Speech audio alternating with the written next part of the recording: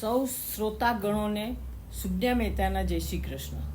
આજનો દિવસ અને બીજા 12 દિવસમાં સંપૂર્ણ શ્રીમદ ભાગવતનું પ્રવચન થશે.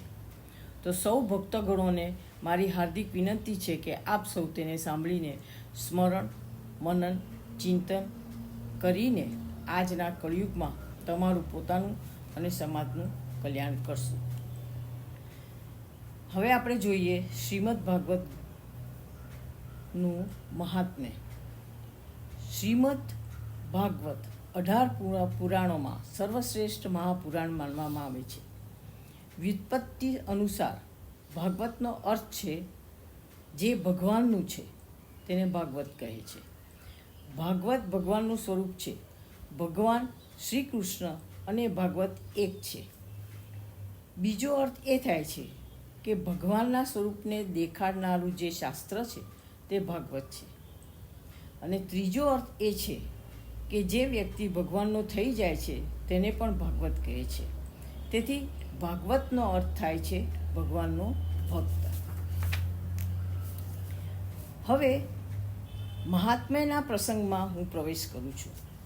શ્રીમદ ભાગવતમાં 12 સ્કંદ 18,000 શ્લોક છે.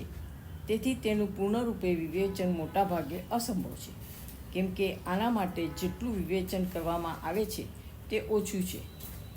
જો કે શ્રીમદ ભાગવતનો દરેક શબ્દ જ મહત્વપૂર્ણ છે, તેમ છતાં આપણા માટે જે ઉપયોગી છે, જેને સરળતાથી આપણે પોતાના જીવનમાં ઉતારી શકીએ છીએ, હું તેના પર જ વિચાર કરીશ. સારની વાત ગ્રહણ કરવી જોઈએ. અહીં અનેક વિષય તથા અનેક કથાઓ વારંવાર કહેવામાં આવી છે, પરંતુ આપણે સાર તત્વને જ ગ્રહણ કરીશું. આગળ આપણે જોઈએ અને ભાગવત મહાત્માની વાત આગળ વધારતા શરૂ કરું છું.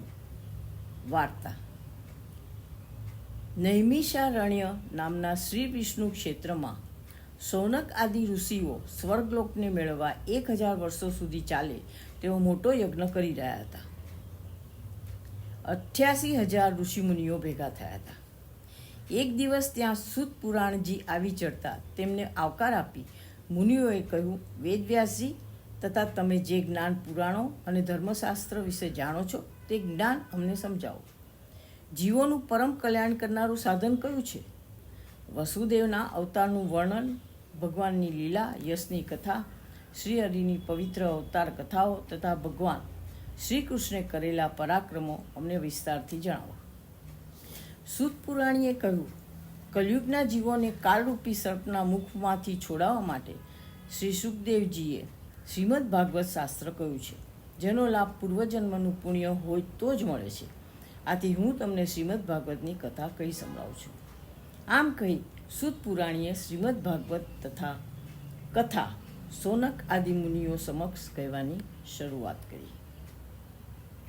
આપણે આમાં પહેલો ટોપિક જોઈશું, પૃથ્વી પર નારદે જોયેલા આશ્ચર્ય. નારદજી અને ભક્તિ દેવીનો સમાગમ કેવી રીતે થયો? એક સમયે સનક આદિ ઋષિઓ બદ્રિકાશ્રમમાં સત્સંગ કરવા આવ્યા ત્યારે તેમણે દેવર્ષિ નારદજીને ચિંતાગ્રસ્ત જોયા અને તેનું કારણ પૂછતા નારદજીએ કહ્યું, હું પૃથ્વી પર પુષ્કર, પ્રયાગ, કાશી, ગોદાવરી, હરિક્ષેત્ર, કુરુક્ષેત્ર આમ અનેક તીર્થોમાં ફર્યો, પરંતુ મને ક્યાંય સુખ જોવા મળ્યું નહીં.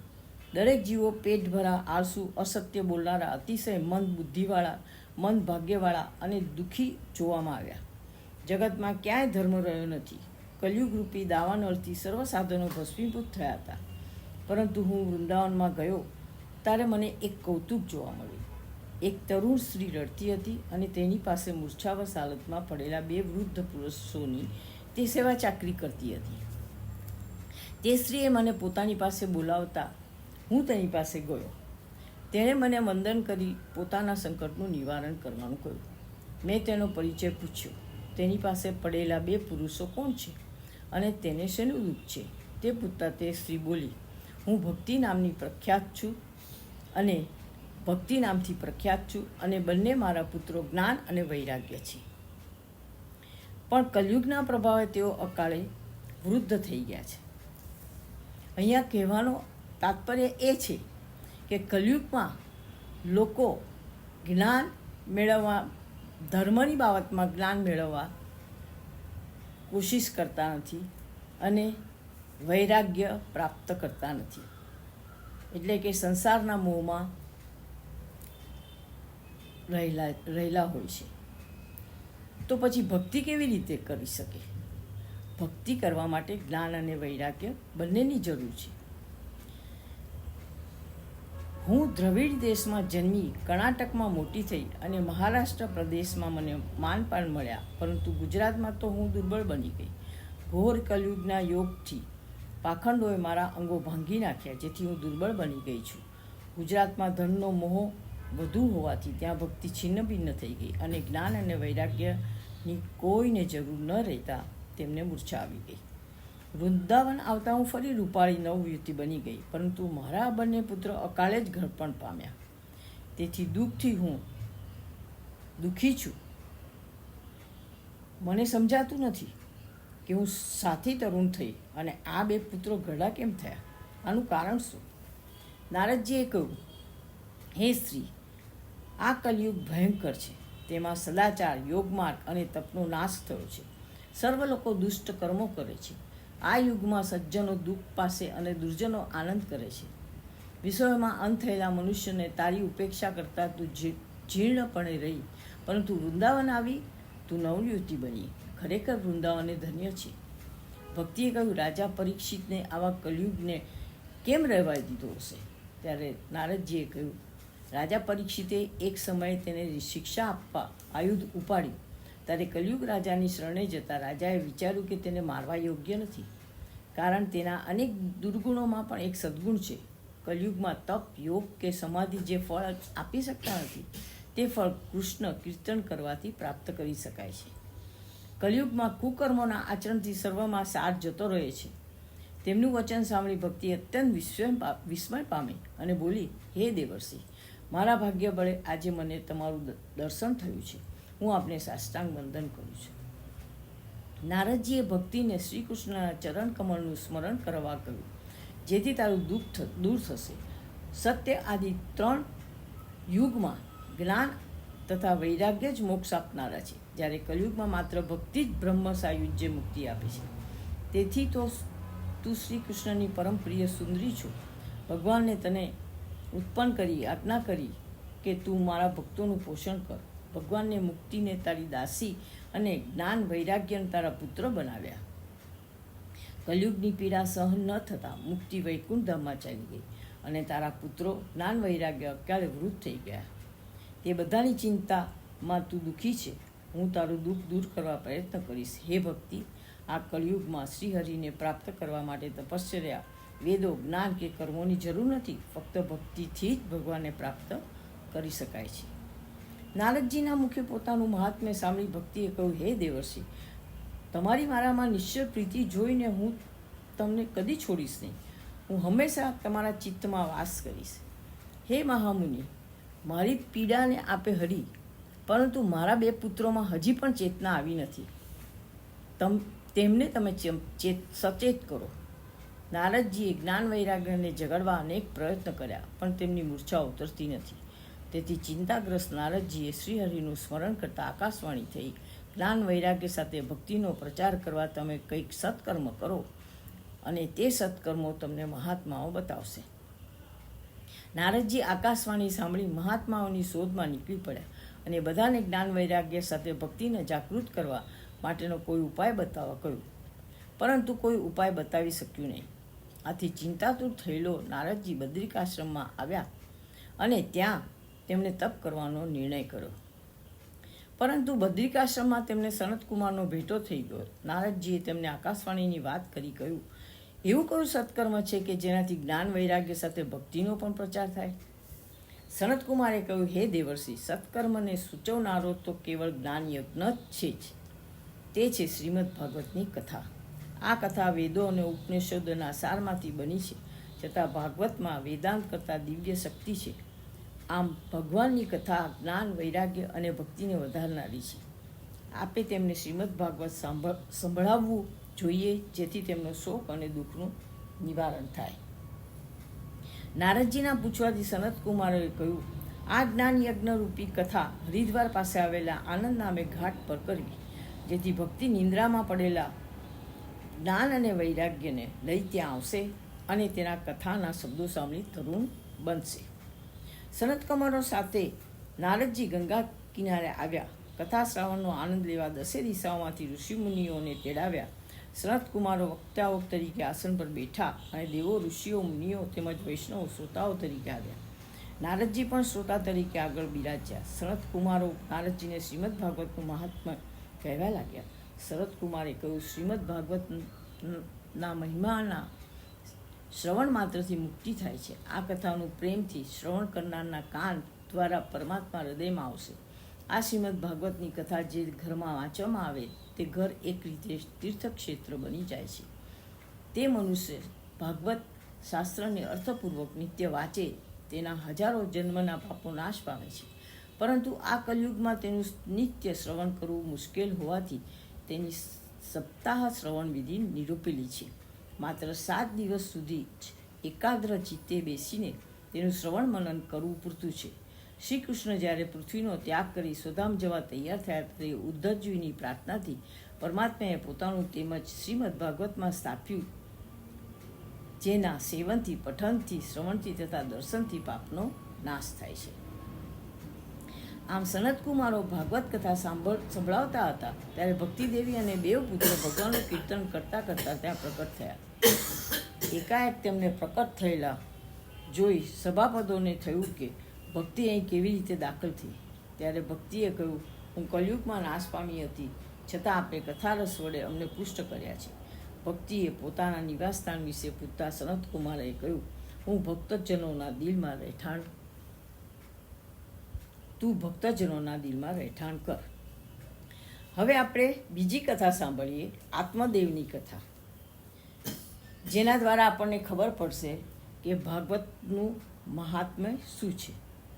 પૂર્વે તુંગભદ્રાને કિનારે નિવાસ કરતા આત્મદેવ નામના પવિત્ર બ્રાહ્મણને ધુંધલી નામની ક્રૂર સ્વભાવવાળી ઝઘડાળુ પત્ની હતી. આત્મદેવ પાસે સંપત્તિ ખૂબ જ હતી, પણ સંપત્તિના અભાવે તે ખૂબ જ દુઃખી હતો. તેમણે સંતતિ માટે ઘણા પ્રયત્નો કર્યા, છતાં તે નિષ્ફળ જતા આત્મહત્યા કરવા વિચાર્યું. આ માટે તે જંગલમાં ગયો. પાણીની તરસ છીપાવવા તે નદી કિનારે ગયો કે ત્યાં એક સાધુ પુરુષ બેઠા હતા. આત્મદેવ તેની પાસે જઈ રડવા લાગ્યો, જેથી સાધુ પુરુષે તેના દુઃખનું કારણ પૂછતા આત્મદેવે પોતાને સંતાન ન હોવાનું દુઃખ જણાવ્યું. સાધુ પુરુષને તેના પર દયા આવતા તેમણે બ્રાહ્મણના લલાટનું લખાણ વાંચી તેને સમજાવ્યું કે તેને 7 જન્મો સુધી પુત્ર સુખ નથી, માટે તે પુત્રની આશા છોડી દે. સાધુ પુરુષે તેને ઘણો સમજાવ્યો, છતાં તે તો પુત્ર સુખની હટ લઈને બેઠો. સાધુ પુરુષે તેની પર દયા ઉપજતા તેમણે એક ફળ આપી તેની પત્નીને ખવડાવવા કહ્યું. ગર્ભ રહ્યા બાદ બંનેને પવિત્ર જીવન ગાળવાનું અને સતત સત્કર્મ કરવાનું પણ કહ્યું. આત્મદેવ ફળ લઈ ઘેર આવ્યો. સાધુ પુરુષની સૂચના અનુસાર તે ફળ પોતાની પત્નીને આપ્યું. તેની પત્ની ખરાબ સ્વભાવની હોવાથી તે ફળ વિશે શંકા કુશંકા કરી એક બાજુ પર મૂકી દીધું અને બ્રાહ્મણને કહ્યું, મેં ફળ ખાઈ લીધું. એક દિવસ ધૂંધલીની બહેન તેના ઘરે આવતા તેણે બહેનને બધી વાત કરી. તેની બહેન સગર્ભા હોવાથી તેણીએ કહ્યું, હું મારું જે બાળક થાય તે તને આપી દઈશ.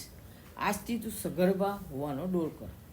તું મારા પતિને ધન આપજે, જેથી તે કોઈ વાંધો નહીં ઉઠાવે. હું મારું બાળક મરી ગયું છે એમ જાહેર કરી દઈશ. પેલું ફળ પરીક્ષા કરવા ખાતર ગાયને ખવડાવી દે. ધૂંધલીએ બહેનની સલાહ પ્રમાણે તે ફળ ગાયને ખવડાવી દીધું. પછી પોતે સગર્ભા હોવાનો ઢોળ ચાલુ કર્યો. સમય જતાં ધૂંધલીની બહેને બાળકને જન્મ આપ્યો. તે ધૂંધલીને આપી દીધો. આથી ધૂંધલીએ પોતાના પતિને જણાવી દીધું, મેં પુત્રને જન્મ આપ્યો છે. ભોળા બ્રાહ્મણે પુત્ર ઉત્સવ કરી તેનું નામ ધૂંધી કરી પાડ્યું. બીજી બાજુ ગાયને જે ફળ ખવડાવ્યું હતું તે ગાયને મનુષ્ય આકારનું ગાય જેવા કાનવાળું બાળક આપ્યું. આત્મદેવે તેનું નામ ગોકર્ણ રાખ્યું. સમય જતાં બંને પુત્રો મોટા થયા. ધુંધુકારી ચોર, હિંસક અને કુસંગી થયો, જ્યારે ગોકર્ણ મોટો પંડિત અને જ્ઞાની થયો. એકવાર ધુંધુકારીએ માતા પિતાને મારી બધા વાસણો લઈ ગયો. તેનું આવું આચરણ જોઈ આત્મદેવ ઘણો પશ્ચાતાપ કરી રડવા લાગ્યો. ત્યારે ગોકર્ણે પિતાને જ્ઞાન અને વૈરાગ્યનો બોધ આપ્યો. આથી ગોકર્ણના બોધને ગ્રહણ કરી આત્મદેવ ઘર છોડી વનમાં જઈ હરિભક્તિમાં શેષ જિંદગી ગાળવા લાગ્યો. તે ભાગવતના દસમ સ્કંદનો નિત્ય પાઠ કરતો શ્રી કૃષ્ણમય બની જઈને મુક્તિ પામ્યો. હવે આપણે આગળ જોઈએ હીન ધુંધુકારીનો ગોકર્ણે કઈ રીતે ઉદ્ધાર કર્યો. સૂતજીએ કહ્યું, પિતાના મરણ બાદ ધુંધુકારીએ માતાને ધનની માગણી અર્થે ઘણા અપશબ્દો કહ્યા. તેથી આઘાત પામેલા માતા દુઃખી થઈ કૂવામાં પડી મરણ પામ્યા. તે સમયે ગોકર્ણ તો તીર્થયાત્રા કરવા નીકળી ગયો હતો. માતાના મરણ બાદ ધુંધુકારીએ ઘરમાં વેશ્યાઓને લાવી તેને રાજી કરવા માટે ચોરી કરવા લાગ્યો. એક દિવસ તેને રાજાને ત્યાં ચોરી કરી પુષ્કળ ધન વેશ્યાઓને આપ્યું. ધનને જોઈ વેશ્યાઓની દાનત બગડી. તેમને થયું કે ધુંધુકારી જો પકડાઈ જશે તો બધું ધન જતું રહેશે. એટલે તેણે ધુંધુકારીને મારી ઘરમાં દાટી દીધો. તેના દેહના અગ્નિ સંસ્કાર પણ કર્યા નહીં. બાદ વેશ્યાઓ ધન લઈ ત્યાંથી નાસી ગઈ. ધુંધુકારી પોતાના કર્મોને લીધે ભયંકર પ્રેત બન્યો. આ બાજુ યાત્રાએ ગયેલા ગોકર્ણે રસ્તામાં પોતાના ભાઈના મરણના સમાચાર સાંભળી ગયાજીમાં જઈ ધુંધુકારીનું શ્રાદ્ધ કર્યું, પિંડદાન કર્યું અને પછી પોતાને ઘેર પાછો ફર્યો.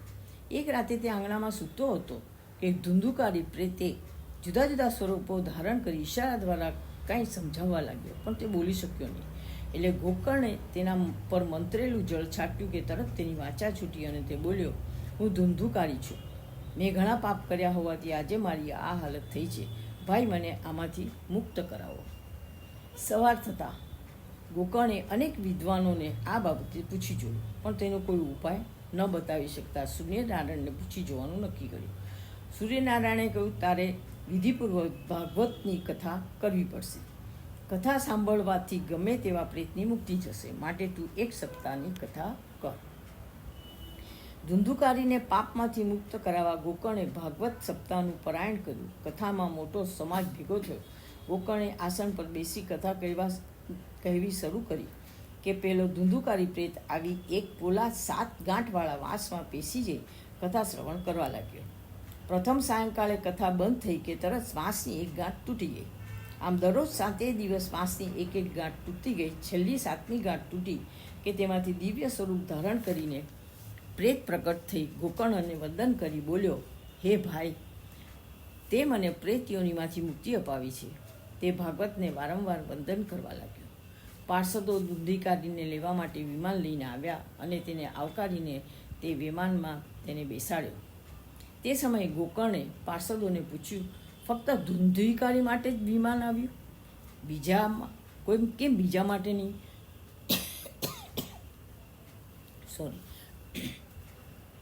ત્યારે પાર્ષદોએ કહ્યું, ધુંધુકારી પ્રેત એક આસને બેસી સતત 7 દિવસ સુધી ઉપવાસ કરી એકાગ્રતાપૂર્વક શ્રવણ અને મનન કરતો હતો, માટે કથા રોજ ધુંધુકારીની જેમ બીજાએ સાંભળવી જોઈએ. આમ કહી પાર્ષદો વિમાન લઈ ચાલ્યા ગયા. બધા શ્રોતાગણોને દુઃખ થયું કે આપણે પણ ધુંધુકારીની જેમ કથા સાંભળી નહીં. એટલે ગોકર્ણને ફરીથી કથા ગોઠવવા કહ્યું.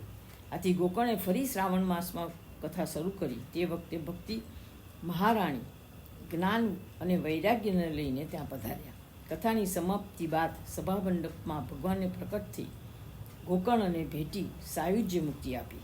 વરદાન માગવાનું કહેતા ગોકર્ણે કહ્યું, જે શ્રી કૃષ્ણની કથા કરે, કીર્તન કરે, તેના વૈષ્ણવોના હૃદયમાં આપ બિરાજો. ભગવાનને બધાનો ઉદ્ધાર કર્યો. આમ આ પરમ પાવનકારી શ્રીમદ ભાગવતની કથા જો કોઈ મનુષ્ય એકવાર પણ ધ્યાનથી સાંભળે તો તેના સઘળા પાપોનો નાશ થાય છે અને તે મોક્ષને પામે છે. આ પ્રમાણે ભાગવતના મહાત્મ્યનું વર્ણન થયું. તો એકવાર ફરી સ્મરણ કરી લે કે ભાગવત શું છે.